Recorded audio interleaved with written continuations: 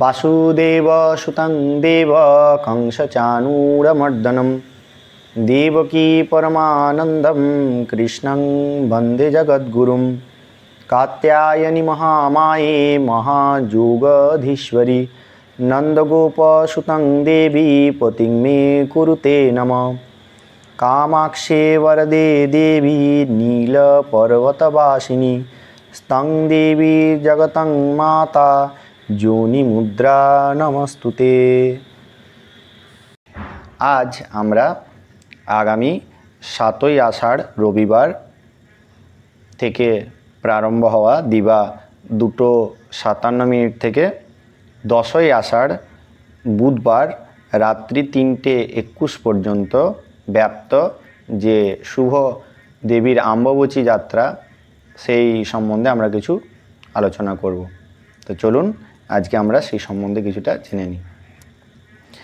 আগামী 7ই আষাঢ় রবিবার দিবা 2:57 থেকে আমরা জ্যোতিষ সিদ্ধান্ত মত অনুসারে দেখছি যে ভারণী নক্ষত্রের শেষ অংশ থেকে শুরু হচ্ছে এই দেবীর আম্ববাচী যাত্রা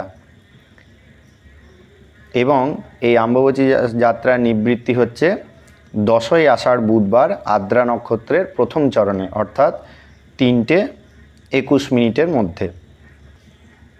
এই যে আম্ববাচী এর মুখ্য অর্থ হচ্ছে অম্বু এবং বাচী। অম্বু কথার অর্থ হচ্ছে জল এবং বাচী কথার অর্থ হচ্ছে বৃদ্ধি। এই বিশেষ নক্ষত্র যোগে দেবী ধরিত্রী জল বৃদ্ধি হয়। সেক্ষেত্রে শাস্ত্রে বলছে যে এই বিশেষ তিথির পর থেকে ধরিত্রী শস্য শ্যামলা হওয়ার ক্ষমতা প্রাপ্ত হয়। আম্ববাচী মুখ্যত দেবীর যে মুখ্য কয়েকটি যাত্রা রয়েছে তার মধ্যে অন্যতম। বছরের এই তিথিতে একটি নক্ষত্রযুক্ত কারণবশত অর্থাৎ শাস্ত্রে বলছে কি যখন রবি মিথুনগত হবে অর্থাৎ আষাঢ় মাসে আগত হবে তার মধ্যে আদ্রা নক্ষত্রের যখন প্রথম পাদ প্রাপ্ত হবে তখন দেবী রজস্বালা বা ঋতুমতী হন। প্রত্যেকটি নারীরই এই সময়টি আমরা প্রাকৃতিক নিয়মেও দেখি যে একটি নির্দিষ্ট সময়ে তারা ঋতুমতী বা রজস্বালা হন। তো ঠিক সেই রকমভাবে কিন্তু দেবীর যে প্রকৃতির মূর্তি রয়েছে তার মধ্যে বিশেষ 2টি মূর্তিতে মাত্র, সমস্ত মূর্তিতে নয়, শুধুমাত্র 2টি মূর্তি, একটি ধরিত্রী মূর্তিতে এবং একটি দেবীর ষোড়শী মূর্তি। এই 2টি মূর্তি ছাড়া অন্য কোনো মূর্তির কথা এখানে কিন্তু উল্লেখ করা হয়নি। এই 2টি মূর্তির ক্ষেত্রে এই দেবীর রজস্বালা বা ঋতুমতী রূপে এখানে আমাদের অর্চনের কথা শাস্ত্রে বলা হয়েছে। এই সময় কোনোভাবেই ভূমি খনন অথবা যে কোনো প্রকার মাঙ্গলিক অনুষ্ঠানের শুভ প্রারম্ভ করা নিষেধ।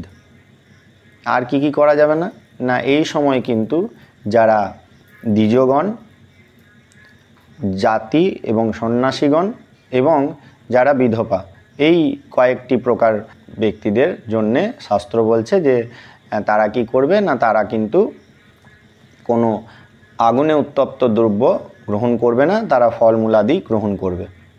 কি করা যাবে এগুলো তো আমাদের নিষেধের কথা বলা হলো। আর করণীয় কি না এই সময় এই তিথিটি এই যে সময়টি আমরা পাচ্ছি এই সময়টি কিন্তু অত্যন্ত প্রকার একটি জপের জন্যে অত্যন্ত শুভ সময়। যদি এই সময় আমরা পুনশ্চরণ আদি করতে পারি এই সময় কিন্তু বিশেষত শক্তি মন্ত্র বা দেবীর মন্ত্র বা কিছুই যদি না পাওয়া যায় অন্তত পক্ষে দেবীর নাম মন্ত্র অর্থাৎ দুর্গা, কালী এইরকম নাম মন্ত্রও যদি আমরা এই সময় জপ করি তো অত্যন্ত কিন্তু শুভ ফল আমরা প্রাপ্ত হতে পারি। এই সময় যদি কুমারী পূজা আদি করা যায় তাহলেও কিন্তু অত্যন্ত পূর্ণ ফল বা অভীষ্ট ফল আমরা কিন্তু লাভ করতে পারি। এই সময় কিন্তু বর্তমান প্রচলন যে একটি শুরু হয়েছে যে এই সময় যে কোনো দেবদেবী সরস্বতী, কালী, দুর্গা যাকেই পারবে একটা লাল কাপড় এনে পরে মুখ টুক যা পারবে সব বেঁধে টেঁধে দিয়ে 3 দিন পুজো বন্ধ। এটি কিন্তু একদম শাস্ত্রবিহিত নয়। কোলাচারে তন্ত্রে এই রকম পর্যন্ত বলা আছে যে দেবীর এই সময় ষোড়শী মুদ্রায়, যেখানে ষোড়শীর মহামুদ্রা, যেখানে দেবীর মহামুদ্রা পতিত হয়েছে, সেই স্থানেও আমরা যারা কামাখ্যায় দর্শন করেছি তারা জানবো যে সেখানে দেবীর দুটি মূর্তি রয়েছে, একটি ধাতুময়ী মূর্তি এবং আরেকটি শিলাময় ব্রহ্মমুদ্রা মূর্তি। তো সেই মূর্তিটি যেটি গুহার ভিতরে রয়েছে, যার মধ্যে জল স্খলিত হয়, সেই জায়গাটিতে কি করা হয় না, সেই জায়গাটির দেবীর মূর্তি বস্ত্র দ্বারা আচ্ছাদিত করে সেই মূর্তির দ্বার কপাট বন্ধ করে দেওয়া হয় এবং বহির্ভাগে যে ধাতু মূর্তিটি রয়েছে সেইখানে কিন্তু যথাবিহিত পূজা সেখানে অনুষ্ঠিত হয়, সেখানে কিন্তু পূজা বন্ধ হয় না। এই মতো অবস্থায় যে কোনো দেবদেবীর পূজা সেই সময় কিন্তু কোনোভাবেই কিন্তু, যেগুলো নিত্য পূজা হয়ে আসছে, যেগুলো প্রতিষ্ঠিত বিগ্রহ, কোনো পূজারই কিন্তু আমরা বন্ধ করব না। যথাবিধি যেমন পূজা হতো তেমন পূজা হবে। ব্রাহ্মণগণ, দীক্ষিতগণ যেমন যেমন পূজা করে আসছেন তেমন তেমন পূজা করবেন, এতে কোনো রকমের বিধিনিষেধ নাই।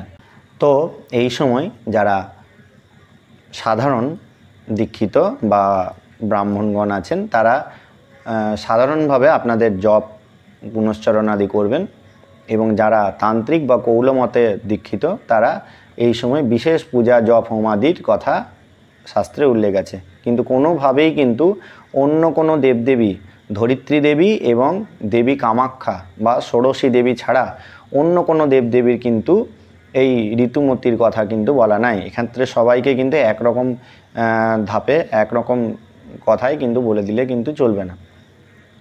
আমরা কালী বা ধূমাবতী বা অন্যান্য তারা, এদের যে ধ্যান মূর্তি, সেখানে কিন্তু একটি বিশেষ বয়স বা একটি বিশেষ অবস্থার কথা কিন্তু আমরা সেই ধ্যান মন্ত্রে জানতে পারছি।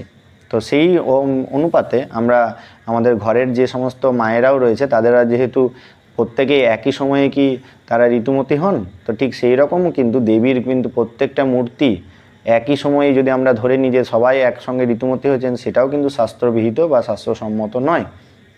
এবং আমাদের ঘরেরও যখন কোনো ব্যক্তির কোনো শরীরিক কোনো অসুস্থতা হয়, সেই সময় কিন্তু আমরা তাকে খাবার দাবার বন্ধ করে একদম ঢাকাঢুকি দিয়ে রেখে দিই, সেটাও কিন্তু নয়। তখন বিশেষভাবে তাকে কিন্তু যত্ন আমরা গ্রহণ করি। ঠিক সেই রকমভাবে কিন্তু এই সময়টি যেহেতু দেবীর ঋতুমতী হওয়ার সময়, তো সেই কারণ জন্যে শাস্ত্র বলছে কি, ধরিত্রী মাতা দো পিতা, আকাশ হচ্ছেন আমাদের পিতা এবং ধরিত্রী হচ্ছেন আমাদের মাতা, তাদের উভয়ের যে মিলনের সময়, সেই সময়টির পূর্বাবস্থা হচ্ছে কিন্তু এই আম্ববচী যাত্রা। তো এই সময় আমরা কি করব না সেটি শুধুমাত্র আরেকবার আমরা জেনে নিই। শুধুমাত্র আমরা ভূমি খনন করব না এবং দেবী কামাখ্যার মহামুদ্রার যে শিলামূর্তিটি সেইটি কিন্তু আচ্ছাদিত অবস্থায় রাখা হবে। অন্য কোনো মূর্তির কথা কিন্তু এখানে উল্লেখ করা নাই, এগুলি করব না। ব্রাহ্মণগণ, বিধবা এবং সন্ন্যাসীগণ কি করবেন না, তারা কোনো প্রকার উষ্ণ দ্রব্য গ্রহণ করবেন না, সেটি যে কোনো সম্প্রদায় হোক না কেন, কারণ শক্তি ছাড়া কিন্তু কোনোভাবেই বৈষ্ণব, শাক্ত বা শৈব কেউ কিন্তু ভগবত প্রাপ্তি করতে পারে না। তো সেই জন্য শুধুমাত্র এটি শাক্তদের জন্য তা কিন্তু একেবারেই নয়, এটি প্রত্যেকের জন্যই পালনীয়। তো এইটা আমরা করব না। আর করব কি না, এই সময় কিন্তু দেবী, অন্যান্য যে সমস্ত মূর্তিতে দেবী রয়েছেন, সমস্ত মূর্তি দেবীকে যথাবিহিত, এবং শুধু দেবী নয়, দেবী দেবতা, এখন কলিযুগের প্রভাবে দেবতাদেরও অম্বুবাচী যাত্রা আমরা করে দিচ্ছি হয়তো, তো এটা একেবারেই অনুচিত। তো কি করব, তাদের যথাবিহিত যেমন পূজা হয় তেমন পূজা আমরা করব। আর এই সময় কিন্তু যতটা বেশি সম্ভব আমরা কিন্তু জপ ধ্যান আদি যদি করতে পারি তাহলে অতি উত্তম।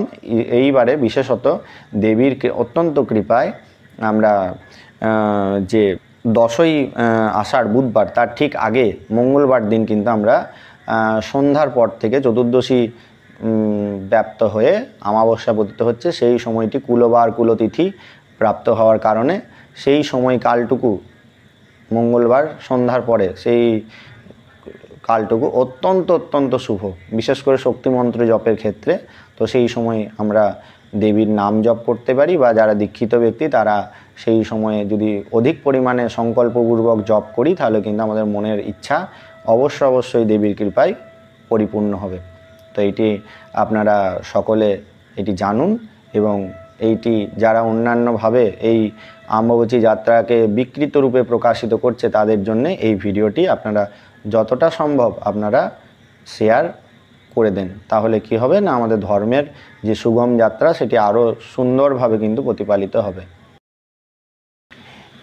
এই আম্বুবাচী যাত্রা প্রসঙ্গে আমরা শাস্ত্রে তো যা বলা হচ্ছে সেটা তো আমরা আলোচনা করছি, তার সঙ্গে আমরা যদি একটু চোখ কান খুলে রাখি তাহলেও কিন্তু এর প্রমাণ আমরা সচক্ষে কিন্তু আমরা দেখতে পারবো।